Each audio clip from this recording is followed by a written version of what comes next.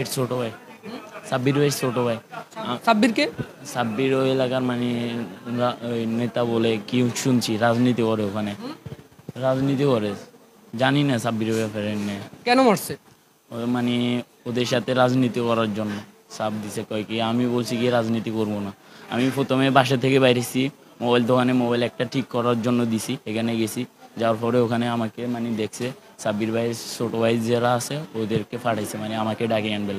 ডাকে আনার পরে মানে আমাকে মানে গলি একটাতে ঢুকাই, ওখানে মানে মাইক শুরু করছে, অস্ত্র মস্ত্র ওই ছুরি চাপাতি বাইর করছে। এটা কারা ওখানে আর কে কে ছিল? ওখানে মানে সাব্বির ভাই ছোটো ভাইরা ছিল।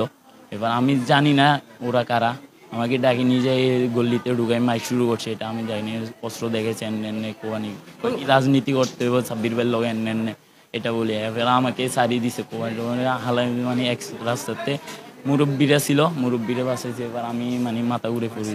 কোনো গ্যাংয়ের নাম বলছে? গ্যাংয়ের নাম জানি না, না না না। আমি 9-এ পড়ি, 9-এ, শাইনে। তাদের সাথে আসলে কোনো কারণ ছাড়া না মানে সাব্বির ভাইয়ের সাথে রাজনীতি করতে হবে, নাইলে মারবো এনে, এটা আমাকে হুমকি দিছে। সে রাজনীতির কি পদে আছে? আমি জানি না এটা। তুমি কি পদে আছো? আমি তো কোনো পদে না, আমি স্টুডেন্ট খালি। তার সাথে রাজনীতি করতে হবে ওই কারণেই মারছে? জি এটা কি মানে সব ক্ষেত্রে করে? জি, এটা আমি জানি না, আমার সাথে আমাকে ধরে নিছে এটাই, আমি আর কিছু জানি না। বাড়ি কোথায় তোমার? আমার বাড়ি হলে খুলনা। খুলনা। খুলনা। জি। ফেনীতে কেন? ফেনীতে আমি পড়ালেখার জন্য আসছি।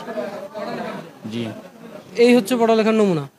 পড়ালেখা, আমি তো পড়ালেখাই করি, আমি আর এইসবের নাই।